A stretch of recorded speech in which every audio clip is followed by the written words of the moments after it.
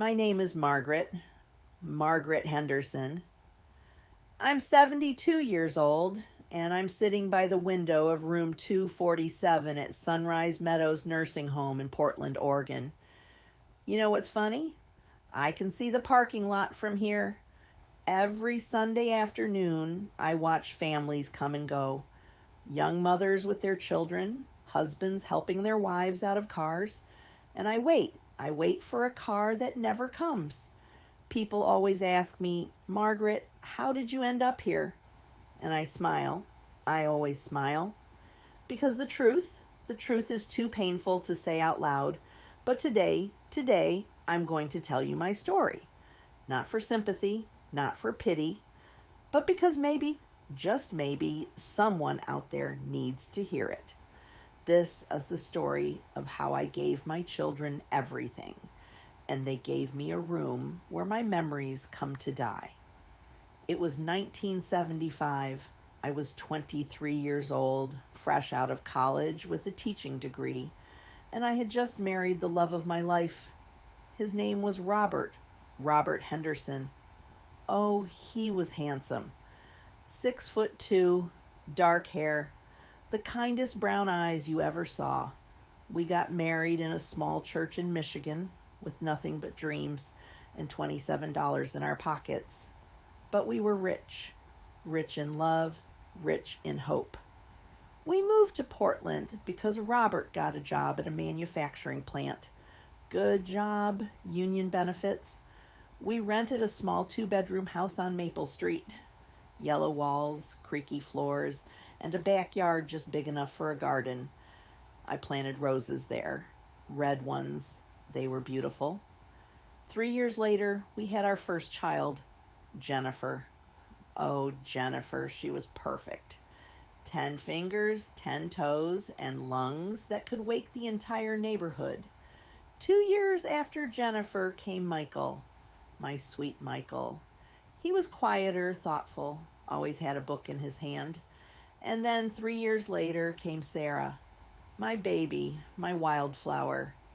She was full of energy, always dancing, always singing. Our house was small, but it was full of laughter, full of love, full of life. Robert would come home from work, tired and covered in grease, but he'd scoop up the kids and spin them around. We'd have dinner together every night at 6 o'clock sharp. Meatloaf on Mondays, spaghetti on Wednesdays, fried chicken on Fridays. Those were the best years of my life. And then everything changed. It was a Tuesday morning, November 12th, 1989. Robert kissed me goodbye like he did every morning. He ruffled Michael's hair. He told Jennifer to be good at school. He blew a kiss to little Sarah. See you tonight, Maggie, he said. That's what he called me, Maggie. I never saw him again. There was an accident at the plant, equipment malfunction. Robert and 2 other men, they didn't make it. Just like that, in a split second, my whole world collapsed. I remember the police officers at my door. I remember Jennifer screaming. I remember Michael, just 13 years old, trying to be strong, trying not to cry. I remember holding Sarah, who was only 8, and she kept asking, when is Daddy coming home? How do you tell your babies that Daddy's never coming home? The funeral was on a cold, gray Saturday. The plant gave us some money, workers' compensation. It wasn't much. The life insurance policy Robert had was small. We had enough to cover the funeral and maybe 6 months of expenses. And then I had to figure out how to survive. I took 2 jobs. In the morning, I worked at Kmart as a cashier. Minimum wage, $4.25 an hour. In the evenings, I cleaned offices downtown. Another $6 an hour. I'd wake up at 5 in the morning, make breakfast for the kids, pack their lunches, get them ready for school. Then I'd take the bus to Kmart, work until 3, rush home, make sure the kids had snacks, help with homework for an hour. then back on the bus to clean offices from 6 until midnight. I'd get home around 1 in the morning, sleep for 4 hours, do it all again. Jennifer, bless her heart, she stepped up. At 15, she became the little mother. She'd make dinner for Michael and Sarah. She'd make sure they did their homework. She'd tuck Sarah into bed. But she was just a child herself. There were nights when I'd sit on the bus coming home from my cleaning job, and I'd just cry, silently, so no one could see. I was so tired. My back hurt. My hands were raw from chemicals. But I couldn't stop. I couldn't give up. My children deserved better. They deserved college. They deserved opportunities. They deserved the life Robert and I had dreamed for them. So I kept going. Jennifer wanted to go to art school. She was talented, really talented. She'd draw these beautiful sketches, but art school was expensive. So I took a third job on weekends, working at a diner. "Mom, you don't have to do this," she'd say. But I did. I did have to do it, because she was my daughter and I'd move mountains for her. Michael wanted to be an engineer. Smart as a whip, that boy. Got a scholarship to Oregon State, but it only covered tuition. Not room and board, not books, not living expenses. So I worked more hours, cut every corner I could. We ate a lot of rice and beans, a lot of pasta. I bought clothes from thrift stores. I cut my own hair. I never bought anything for myself, not once. Sarah wanted to be a doctor. A doctor? Can you imagine? My baby girl wanting to save lives. She got into UC Berkeley. Berkeley, I was so proud. But out-of-state tuition? It was crushing. I took out loans. I worked 4 jobs. I sold my wedding ring, the one Robert gave me. I sold it to help pay for her first semester. But I didn't tell her that. I never told any of them how hard it was. I wanted them to focus on their dreams, not worry about me. And you know what? They made it, all 3 of them.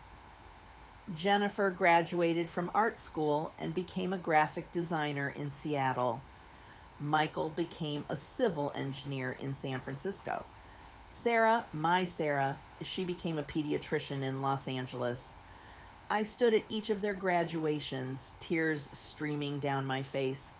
Not because I was tired, not because I was in pain, but because I was proud. So incredibly proud. I had done it. Against all odds, I had given my children the world. I thought that was enough. I thought they'd remember. I thought they'd understand. I was wrong. After Sarah graduated, I finally stopped working. I was 63 years old. My body was broken, arthritis in my hands, bad knees, chronic back pain from years of lifting and bending. I moved into a small apartment, 1 bedroom, just me. It was quiet. Too quiet. The kids would call once a week maybe, sometimes every 2 weeks. "How are you, Mom?" "I'm fine, sweetheart." "That's good. Listen, I'm really busy right now. Can I call you back?" They never called back. Jennifer got married. Big wedding in Seattle. I was invited, of course. I sat in the 3rd row. Not the first, not the second, the 3rd. Behind her husband's cousins. At the reception, she was so busy with her new in-laws, we barely spoke. I gave her a card with $200 inside, money I had saved for months. She hugged me quickly and moved on to the next guest. Michael bought a house. Beautiful house in the suburbs, 4 bedrooms, big backyard, swimming pool. "You should come visit, Mom," he'd say. I did. Once. I took the train down. It was a 10-hour journey, but I didn't mind. I just wanted to see him, see his life. I stayed for 3 days. He was at work most of the time. His wife was polite but distant. I felt like I was intruding. On the 3rd day, I said I should probably head home. "Already?" he said. But I could see the relief in his eyes. I never went back. Sarah was the busiest, always working, always stressed. I understood. Being a doctor is hard. I was proud of her. But sometimes I'd call and she wouldn't answer. I'd leave a message. Hi, honey, it's Mom. Just wanted to hear your voice. Call me when you can. Days would pass. Sometimes a week. Then a quick text. Sorry, Mom. Swamped at work. Love you. I started having health problems. My heart. The doctor said I needed to take it easy. Rest. Maybe have someone check on me regularly. I didn't tell the kids at first. I didn't want to worry them. But one day I fell in my apartment. I was alone. I laid there for 4 hours before my neighbor found me. That's when everything changed. The kids had a conference call, all 3 of them, with me on the line. Mom, we're worried about you, Jennifer said. You can't live alone anymore, Michael added. We think it's best if you go somewhere where you can get proper care, Sarah said. I felt my heart sink. What do you mean? I asked. We've been looking at assisted living facilities, Jennifer continued. There's a really nice one in Portland. Sunrise Meadows. It has 24-hour care, activities, other people your age. But I don't need that, I said. I'm fine. I just fell once. It won't happen again. Mom, be reasonable, Michael said, his voice firm. You're 70 years old. You have health issues. What if something happens and no one's there? One of you could move closer, or I could move closer to you. Mom, we all have our own lives, Sarah interrupted. Jennifer has her design firm. I have my practice. Michael has his projects. We can't just drop everything. There was silence on the line. So, you're sending me away? I whispered. We're not sending you away, Jennifer said quickly. We're making sure you're safe. You'll love it there. They have bingo nights, movie screenings, garden clubs. I don't want bingo nights. I want my children. More silence. Then Michael, cold and practical. Mom, we've already made the arrangements. The room is paid for. We'll move you in next month. And just like that, it was decided. My life, my future. Decided in a conference call. They moved me in on a Saturday. All 3 of them came. They were cheerful, overly cheerful. Look, Mom, you have a nice view. The staff seems so friendly. And the food here is supposed to be really good. They stayed for 2 hours, helped me unpack. Jennifer hung a few pictures. Michael set up my TV. Sarah organized my medications. And then they left. We'll visit soon, Mom, they said. That was 2 years ago. Jennifer has visited 3 times, each time for less than an hour. She always has somewhere else to be. A client meeting, dinner plans, her kids' soccer games. Michael came once, last Christmas. He brought his family. They stayed for 30 minutes. His kids were bored. They wanted to leave. Grandma's house smells weird, I heard his youngest whisper. Sarah hasn't visited at all. She calls once a month, always rushed, always distracted. Hi, Mom. How are you? I'm okay, honey. I miss. That's great, Mom. Listen, I have a patient waiting. I'll call you soon. Click. Do you know what the worst part is? It's not the loneliness. It's not even the feeling of abandonment. It's seeing their lives on social media. Jennifer posts pictures of family dinners, big smiles. So grateful for family time. Michael shares photos from vacations, Hawaii, Europe. Making memories with the ones I love. Sarah posts about her kids' birthdays, school plays, achievements. Family is everything. And I'm not there. I'm never there. I'm not in the pictures. I'm not at the dinners. I'm not part of the family time. I'm here, in room 247, looking out the window, waiting. Sometimes I wonder, where did I go wrong? Did I love them too much? Did I sacrifice too much? Should I have been less selfless? Or maybe they just forgot. Forgot the nights I went hungry so they could eat. Forgot the birthdays I skipped celebrating so I could save money for their school supplies. Forgot the dreams I gave up so they could chase theirs.